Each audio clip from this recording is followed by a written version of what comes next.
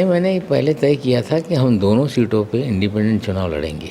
और जब मेरी गिरफ्तारी हुई, घर के लोग हैं, मेरी दोनों बेटियां हैं, जिस तरह से अजीत पवार हम लोगों के साथ खड़े रहे, तो कहीं ना कहीं बीजेपी या जो लोग हैं वो नहीं चाहते कि हम लोग जीते। पहला चुनाव किस पार्टी से लड़े थे आप? हम लोग तो देखिए कांग्रेस में बेसिकली थे। एक ही सीट पर आपने कई सारे उन पर इल्ज़ाम भी लगाए। देखिए, मैंने कोई इल्ज़ाम नहीं लगाया, जो सच्चाई है मैंने कहा। तो बहुत सारे ऐसे फैसले हमने करा दिए जिससे अक़लियतों की भलाई का काम होगा। अच्छा, सरकार किसकी बनने वाली है, क्या लग रहा है आपको इस बार? और अजीत पवार के बिना कोई सरकार नहीं बनेगी और अजीत पवार ही किंग मेकर रहेंगे।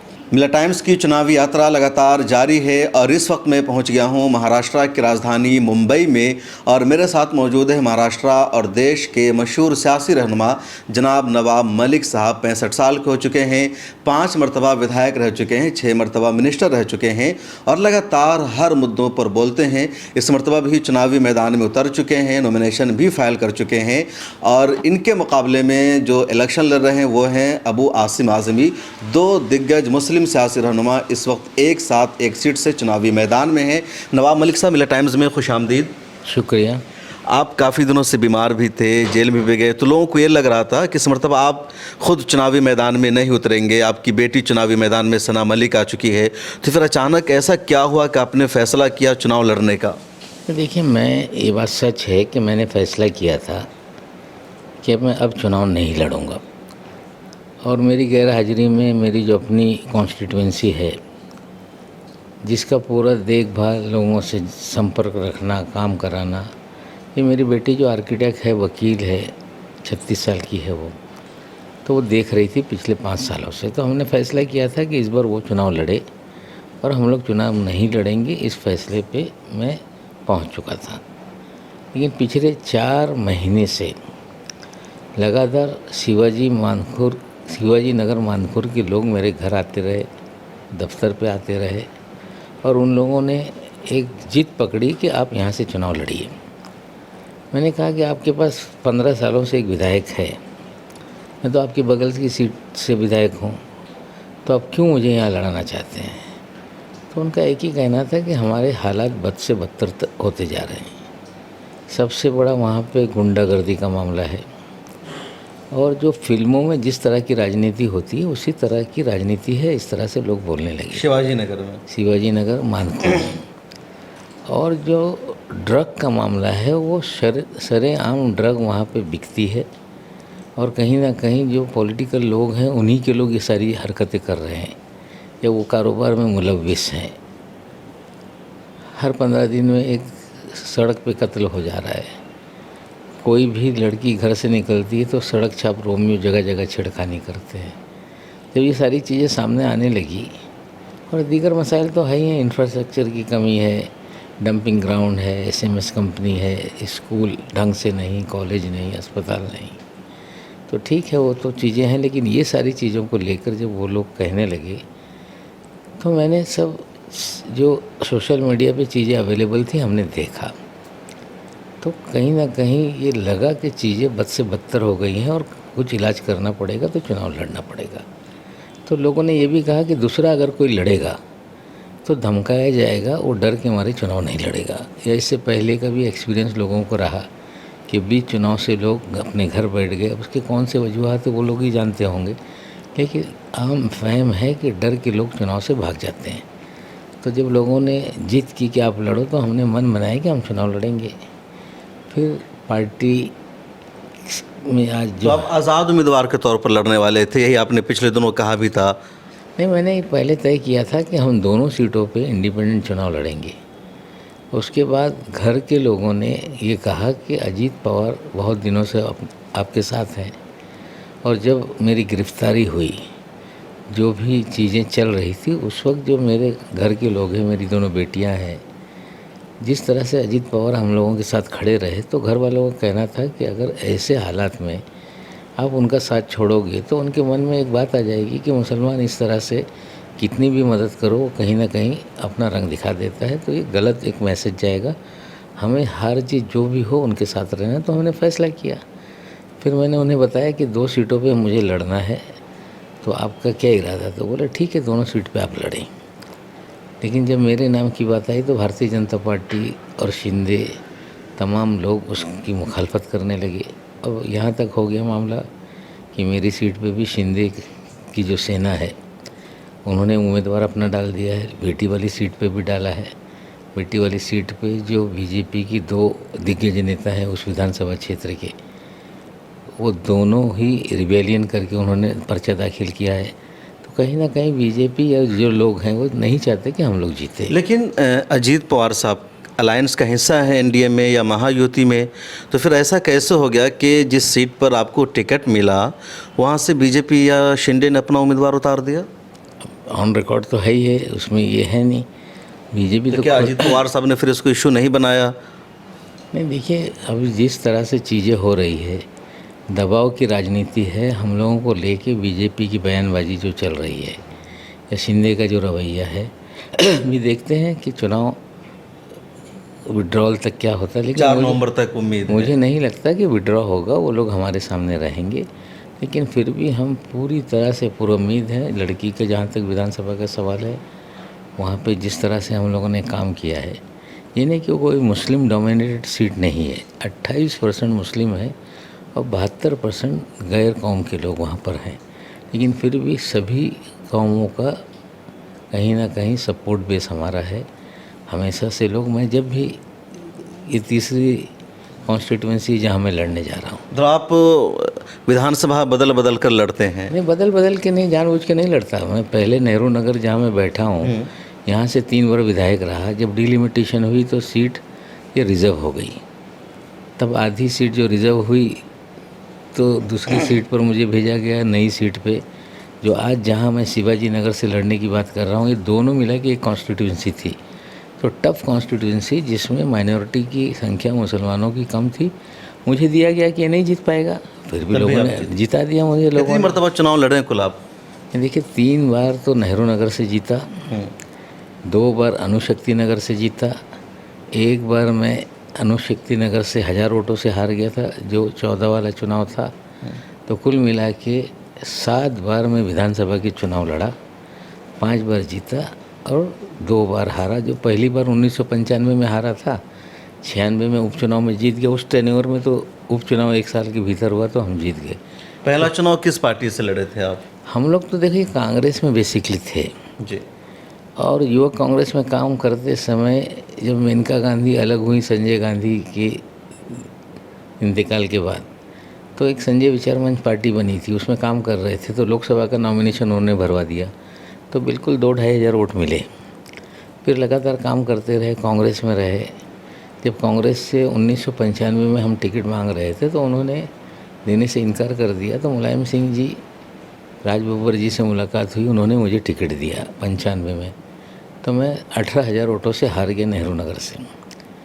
फिर बाई इलेक्शन हुए तो हमने 7,000 वोटों से सीट जीती, समाजवादी से ही? जी, समाजवादी पार्टी में हम लोग थे। फिर आसिम साहब भी साथ में एक्टिव हो गए, फिर काम करते रहे। फिर दोबारा समाजवादी पार्टी से जीत गए।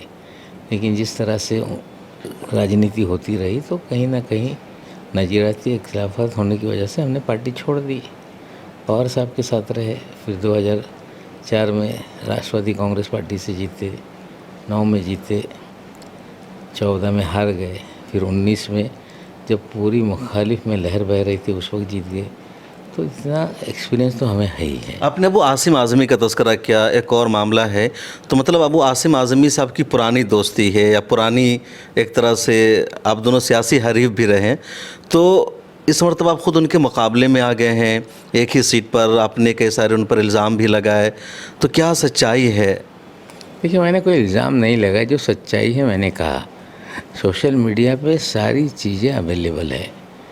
हर इंसान वहाँ पे जो भी पढ़े लिखे लोग हैं, शरीफ लोग हैं, वो सारी चीज़ें बोल रहे हैं कि ये सब चीज़ों के पीछे उनका हाथ है। अब जो है वो चीज़ें आवाम में है और जिस तरह से राजनीति वहाँ पे हो रही है, हमें लगता है कोई फिल्म में आप देखोगे जो पॉलिटिकल कैरेक्टर रहता है उसी तरह की राजनीति वहाँ पे है। लोग विलन की तरह उनको देखते हैं। आपने चुनाव लड़ने का ऐलान किया तो कोई फ़ोन आया उनकी तरफ से, बात करने की कोशिश की हो?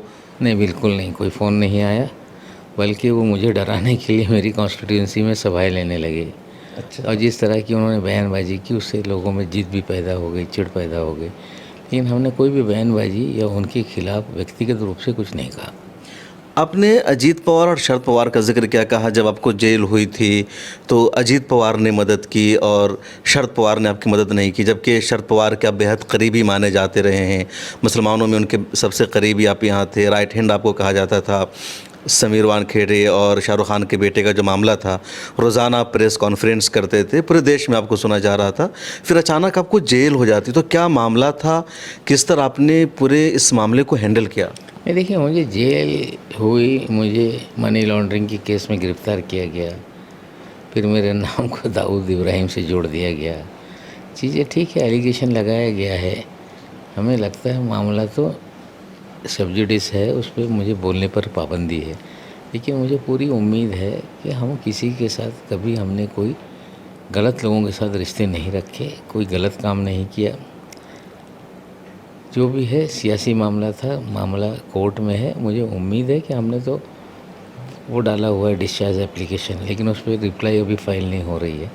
तो जब भी कोर्ट से मामला आएगा, जो सच का है मामला, जो दूध का दूध पानी का पानी हो जाएगा। लेकिन हम लोगों ने ईमानदाराना तौर पे चीज़ें हमेशा की, कभी कोई रिश्वतखोरी का तो इल्ज़ाम नहीं लगा पाए कोई। जिस तरह का घटिया इल्ज़ाम लगा है, रिश्वतखोरी का मिनिस्टर अगर कोई 6 बार रहा तो उस पर करप्शन के चार्जेस तो लगाना आसान हो जाते हैं, लेकिन कभी नहीं लगाया। मैं आपको बता दूं, जब 19 में सरकार बन रही थी तो मुझे पवार साहब ने एक्साइज का डिपार्टमेंट दिया था। तो मैंने उन्हें कहा कि मैं मुसलमान हूँ, कम से कम एक्साइज का डिपार्टमेंट मेरा ज़मीर गवारा नहीं देता कि मैं उस डिपार्टमेंट को हैंडल करूँ। बोले बिहार में भी वारी साहब रहे हैं, यहाँ उत्तर प्रदेश में जो हमारे फतेहपुर के जो मिनिस्टर थे मायावती के, नसीमुद्दीन सिद्दीकी सर, वो डिपार्टमेंट चलाए। तो ऐसा क्यों आप कर रहे हैं? बोला नहीं, मेरा ज़मीर गवारा नहीं देता, मैं नहीं करूँगा। तो मुझे स्किल डेवलपमेंट डिपार्टमेंट दिया गया और अक़लियती उमूर का डिपार्टमेंट मेरे पास था। जो अक़लियती उमूर का डिपार्टमेंट बना है, जब मैं शुरू में 99 में मिनिस्टर बना तो मैंने पहला प्रपोज़ल दिया था कि अक़लियती उमूर का एक डिपार्टमेंट महाराष्ट्र में बनाया जाए। तो फाइल वो पेंडिंग चलती रही, फिर 2004 में मनमोहन सिंह जी की सरकार आई तो मुल्क में ही वो डिपार्टमेंट बन गया। अच्छा, मतलब मुल्क में सेंटर में डिपार्टमेंट बनने से पहले आपने महाराष्ट्र में ये मांग की थी कि हाँ बनाया जाए माइनॉरिटी अफेयर्स का डिपार्टमेंट? पूरी फाइल मूव हुई थी। एक हबीबुल्ला साहब थे एडिशनल, जो हमारे चीफ सेक्रेटरी थे, वो आके मेरे दफ्तर में बैठ के बोले ये कौन सा नया डिपार्टमेंट बना रहे हो, मुझे इसी में ला के बिठा दिया जाएगा। तो उन्होंने काफ़ी मुखालफत की, नहीं बन पाया। लेकिन 2001 में प्रपोज़ल मूव हुआ था, 2004 के बाद बन गया। और एक चीज़ बता दूं, मुझे अक़लियती उमूर का डिपार्टमेंट दिया गया। पहले तो मैं स्टेट मिनिस्टर था जब वफ़ का डिपार्टमेंट मेरे पास था, लेकिन इस बार जब ये डिपार्टमेंट मुझे दिया गया तो बहुत सारे ऐसे फैसले हमने करा दिए जिससे अक़लियतों की भलाई का काम हुआ। जैसे टेक्निकल मेडिकल एजुकेशन की, जब पहले बार मैं मिनिस्टर था तो 25,000 स्कॉलरशिप थी, उसको 50,000 कर दिया। एक स्कीम बनाई कि जो भी माइनॉरिटीज़ हैं, उसमें दूसरी भी माइनॉरिटीज़ अक्सरियत मुसलमानों की है, अगर फ़ॉरेन में कोई पढ़ाई लिखाई के लिए जाना चाहता है तो 100 बच्चों को कम से कम, जो टॉप यूनिवर्सिटीज़ है वहाँ पे वो एडमिशन लेगा तो उसके आने जाने, रहने, खाने और पढ़ाई लिखाई के सारे इंतजाम का खर्च स्टेट गवर्नमेंट उठाएगी। इस तरह की स्कीम हमने बनाई जो अभी चल रही है। ऐसे बहुत सारे, जैसे वक्फ बोर्ड का मामला था, पूरी तरह से वक्फ बोर्ड बर्बाद था, तो उसको राय रास पे हमने लाया। बोर्ड की कभी तश्कील नहीं हो पाई थी, पूरी बोर्ड की तश्कील की, परमानेंट CEO बनाया। और जो वक्फ की ज़मीनों की लूट थी, कम से कम हमने 18 मुकदमे दर्ज कराए, जिसमें एक एडिशनल कलेक्टर को अरेस्ट कराया, एक डिप्टी कलेक्टर अरेस्ट हो गया, कई लोग सस्पेंड हो गए, ज़मीनें रिस्टोर हो गई। तो एक डर का माहौल पैदा हुआ और वक्फ बोर्ड में स्टाफ ही नहीं था। डिस्ट्रिक्ट लेवल तक वक्फ बोर्ड के अफसरान की नियुक्ति हुई। अब वहाँ रजिस्ट्रेशन है, जो कुछ है वो अपने ज़िले में बैठ के काम कर ले। हर महीने में कंपलसरी मीटिंग होने लगी। जो पेंडेंसी 10-10, 12-12 साल तक एप्लीकेशन पेंडिंग थी, उस पर फैसले होने लगे। ये आपने 19 के बाद सरकार में किया? 19 के बाद उद्धव ठाकरे जब चीफ मिनिस्टर थे। 19 के बाद वाली सरकार में जो 2-2.5 साल का टेन्योर मेरे पास था, तो बहुत सारा एकदम रिवोल्यूशनरी डिसीजंस हुए। एक मार्टी बनाने की फाइल मूव थी मेरे, सरकार बदलने के बाद उस पर भी डिसीजन हो गया, मौलाना आज़ाद रिसर्च इंस्टीट्यूट का, वो भी हो गया। तो बहुत ही डिपार्टमेंट में क्रांतिकारी निर्णय हमने कराए। हमें लगता है आगे चल के काफ़ी उसका फ़ायदा लोगों तो को। शरद पवार का बेहद करीबी थे, फिर अजीत पवार साहब की तरफ आप आ गए, उधर नहीं गए, ऐसा क्यों? देखिए, मैं सच बोल रहा हूँ कि अगर कोई आपके बुरे दिनों में पूरी ताकत से खड़ा हो जाता है तो उसका साथ छोड़ना हमारा दिल गवारा नहीं देता। बहुत सारी ऐसी चीज़ें हैं जो मैं खुल के नहीं बोल सकता हूँ, जी। लेकिन हमारी परेशानियों में, हमारे वो टफ़ टाइम में वो मेरे साथ, मेरे परिवार के साथ रहे।